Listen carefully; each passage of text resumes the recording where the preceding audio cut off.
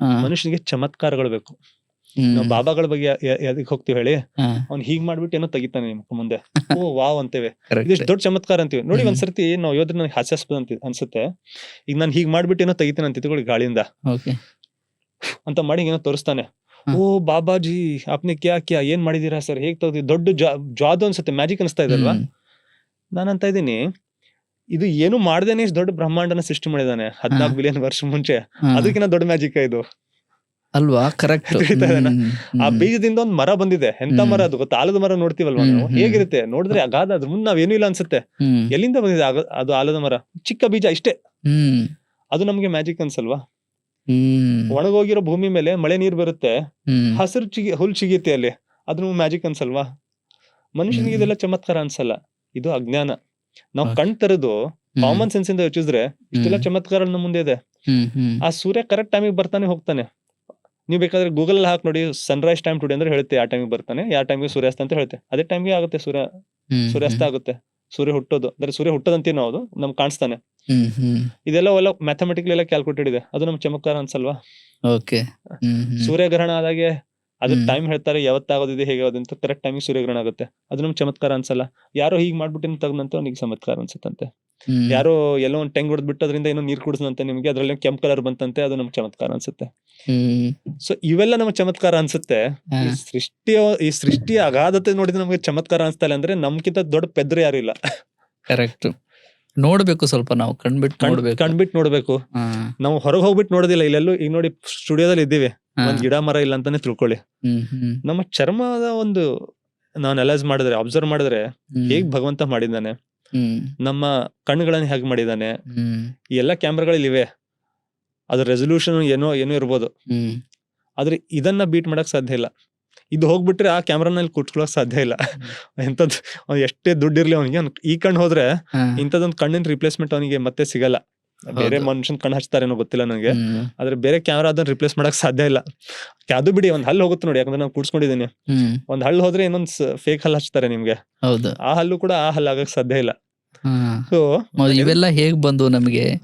ಇಷ್ಟೆಲ್ಲ ನಾವು ನೋಡ್ಬಿಟ್ರೆ ನಮ್ಮಷ್ಟಕ್ಕೆ ನಾವು ನೋಡ್ಕೊಂಡ್ರೆ ನಮ್ಗೆ ಗೊತ್ತಾಗುತ್ತೆ ಸೃಷ್ಟಿ ಮಾಡಿದ್ರೆ ಎಷ್ಟು ಬ್ಯೂಟಿಫುಲ್ ಆಗಿ ಮಾಡಿದಾನಂತೆ. ಅವ್ನ ಮುಂದೆ ನಾವು ಅವನ ಬಗ್ಗೆ ಯೋಚಿಸ್ಬಿಟ್ಟು ನಾವು ಅವನಿಗೆ ಕೃತಜ್ಞತೆಯ ಭಾವ ಬಂದಿಲ್ಲ ಅಂದ್ರೆ ನಾವು ನಮ್ಗಿಂತ ದೊಡ್ಡ ಪೆದ್ರು ಯಾರು ಇಲ್ಲ. ಕೃತಜ್ಞತೆ ಭಾವ ತುಂಬಾ ಒಳ್ಳೇದು ಅಂತೀರಾ? ಕೃತಜ್ಞತೆಯ ಭಾವ ಯಾರಲ್ಲಿ ಇರುತ್ತೋ ಅವನಿಗೆ ಜೀವನದಲ್ಲಿ ತೊಂದರೆಗಳು ಕೂಡ ಅಷ್ಟೇ ಕಡಿಮೆ ಇರುತ್ತೆ. ಒಂದ್ ವೇಳೆ ತೊಂದರೆ ಬಂದ್ರು ಕೂಡ, ಸಂಕಷ್ಟಗಳು ಬಂದ್ರು ಕೂಡ ಅವನಿಗೆ ಟೆನ್ಷನ್ ಅನ್ನೋದು ಇರೋದಿಲ್ಲ. ಯಾಕಂದ್ರೆ ಅವನಿಗೆ ಏನಿರುತ್ತೆ, ಇದೆಲ್ಲವೂ ಒಂದು ಕಾರಣದಿಂದ ಆಗ್ತಾ ಇದೆ ಅಂತ. ನಾವು ಭಗವಂತನಲ್ಲಿ ಯಾಕೆ ನಂಬಬೇಕು ಅನ್ನೋದು, ಬರೀ ದೇವರು ಇದ್ದಾನೆ, ಬ್ರಹ್ಮಾಂಡ ಇದೆ, ಇದ್ರ ಹಿಂದೆ ಒಬ್ಬ ದೇವ್ರು ಇದ್ದಾನೆ, ಅವನೇ ಇದನ್ನೆಲ್ಲ ಸೃಷ್ಟಿ ಮಾಡಿದಾನೆ ಅಂತ ಆ ಒಂದು ಬರೀ ಒಂದು ತರ್ಕದ ಒಂದು ಇದರಿಂದ ಹೇಳ್ತಾ ಇಲ್ಲ. ದೇವ್ರನ್ನ ಯಾವಾಗ ನಾವು ಅರಿತೀವೋ, ನಂಬೋಕಿನ ಜಾಸ್ತಿ ಅರಿತೀವೋ, ಅರಿತು ಬಿಟ್ಟು ನಂಬ್ತೀವೋ, ಅವಾಗ ಜೀವನಕ್ಕೊಂದು ಉದ್ದೇಶ ಸಿಗುತ್ತೆ, ಒಂದು ಪರ್ಪಸ್ ಸಿಗುತ್ತೆ. ನನ್ ಜೊತೆ ಏನ್ ಕಷ್ಟ ಬಂದ್ರು ಕೂಡ ಆ ಕಷ್ಟ ಏನೋ ಒಂದು ರೀಸನ್ ಇಂದ ಬಂದಿದೆ. ಇದು ನನ್ನನ್ನ ಉತ್ತಮನಾದ ಮನುಷ್ಯನ ಮಾಡ್ಲಿಕ್ಕಾಗಿ ಬಂದಿದೆ. ಆ ದೇವ್ರು ನನ್ನ ಟೆಸ್ಟ್ ಮಾಡ್ತಾ ಇದ್ದಾನೆ, ನನಗೆ ಅಳತೆ ಮಾಡಿ ನೋಡ್ತಾ ಇದ್ದಾನೆ, ನನ್ನ ನಂಬಿಕೆ ಸ್ಟ್ರಾಂಗ್ ಆಗಿದೆನೋ ಇಲ್ವೋ ಅಂತ. ಅಂದ್ರೆ ಪಾಸಿಟಿವ್ ಆಗಿ ತಗೊಳ್ತೀವಿ. ಸಂಕಷ್ಟಗಳು ಬರ್ತವೆ, ಇಲ್ಲ ಅಂತ ಇಲ್ಲ, ಕಷ್ಟಗಳು ಬರ್ತವೆ, ತೊಂದರೆಗಳು ಬರ್ತವೆ, ಆದ್ರೆ ಟೆನ್ಷನ್ ಬರೋದಿಲ್ಲ. ಜನರಿಗೆ, ಎಷ್ಟು ಜನರಿಗೆ ಸಂಕಷ್ಟಗಳಿಲ್ಲ, ಇದಿಲ್ಲ, ಆದ್ರೆ ಟೆನ್ಷನ್ ಇದೆ. ಯಾಕಂದ್ರೆ ಅವ್ರಿಗೆ ಇದ್ರ ಹಿಂದೆ ಏನು ಪರ್ಪಸ್ ಕಾಣಿಸ್ತಾ ಇಲ್ಲ ಅಲ್ವಾ? ಯಾಕಾಗ್ತದೆ ಡಿಪ್ರೆಷನ್ ಯಾಕೆ ಹೋಗ್ತಾರೆ ಜನರು? ಅದಕ್ಕೆಲ್ಲ ಮೀನಿಂಗ್ಲೆಸ್ ಅನ್ಸ್ತಾರೆ. ಇನ್ಫ್ಯಾಕ್ಟ್ ನೀವು ವೆಸ್ಟ್ ನಲ್ಲಿ ನೀವು ಯಾರಾದ್ರೂ ಗೂಗಲ್ ಮಾಡಿ ನೋಡ್ಬೋದು, ನೀವು ಸರ್ಚ್ ಮಾಡ್ಬಿಟ್ಟು ಕ್ರೈಸಿಸ್ ಏನಿದೆ, ಎಕ್ಸಿಸ್ಟೆನ್ಷಿಯಲ್ ಕ್ರೈಸಿಸ್ ಅಂತ ಹೇಳ್ತಾರೆ.